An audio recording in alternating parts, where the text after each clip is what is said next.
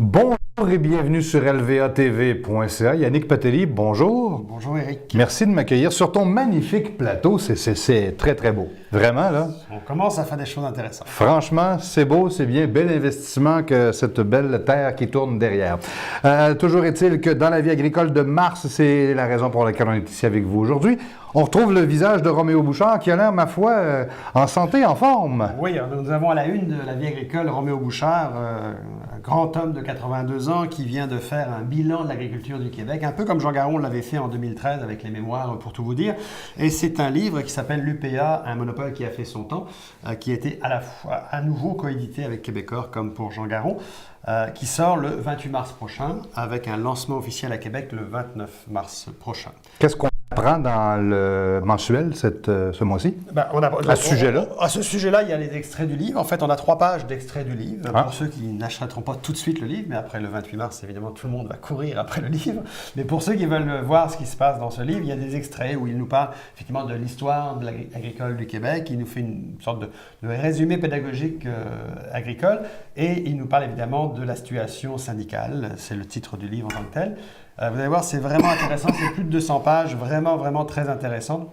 Très pédagogique, pas seulement pamphlétaire, très pédagogique, mais dans ce numéro-là également, nous avons Marcel Groslot, à la une du journal également, puisqu'ils ont... Marcel Groslot et Roméo Bouchard, c'est deux sujets distinctifs. C'est deux sujets complètement distinctifs, oui, bon. Mais ils sont à la une, ils sont réunis à la une de la vie agricole, c'est quand même incroyable. Réunis à la une de la vie agricole, Marcel Groslot et Roméo Bouchard, parce que Marcel Groslot nous avait annoncé il y a quelques semaines, lors d'un événement à Québec, qu'il allait lancer le grand mouvement Tous ruraux, qui a été une réalité depuis quelques jours, avec maintenant des messagers comme Fred Pellerin, Laure Varidel, qui est d'ailleurs aussi marraine de l'Institut Jean Garon. Et c'est un mouvement en fait qui avait existé dans le passé, pour lequel Jacques Proulx était l'initiateur, Claire Bolduc par la suite avait été présidente. C'est un mouvement qui avait été fermé en fait en 2014 parce que les libéraux avaient fait certaines coupures, on se rappellera en 2014.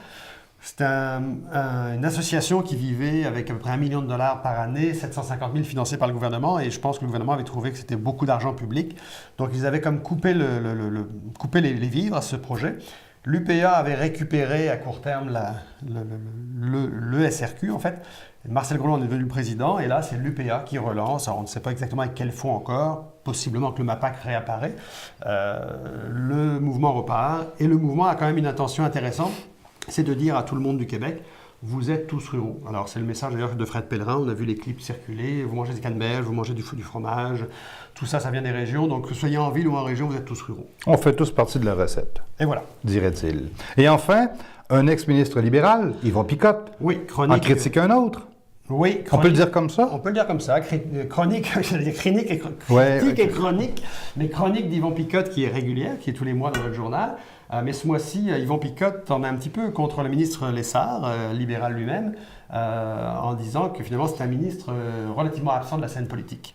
Alors c'est assez original, mais ça arrive que des libéraux critiquent des libéraux. C'est pas, souvent on dit, on a le souvenir de Jean Garon pour certaines raisons, et quand on parle de Jean Garon, un peu partout au Québec, oui, le ministre de l'Agriculture, de quoi se souviendra-t-on de Laurent Lessard? Il a été plusieurs fois ministre de l'Agriculture, mais c'est tout. En tout cas, c'est à souhaiter qu'on se souvienne de quelque chose, parce que quand on est 3 fois ministre de l'Agriculture, il faut laisser des traces. Mais n'oublions pas qu'il y a une politique bioalimentaire qui sort là, au mois d'avril prochain. Ne l'oublions pas. Et je pense que c'est la chance pour Laurent Lessard de laisser une vraie trace en agriculture. On pourra juger d'ici quelques semaines s'il aura eu les ambitions que le Québec agricole espère. Et que tu espères également, à l'évidence. Yannick Patelli, Éric Bernard, merci et au plaisir.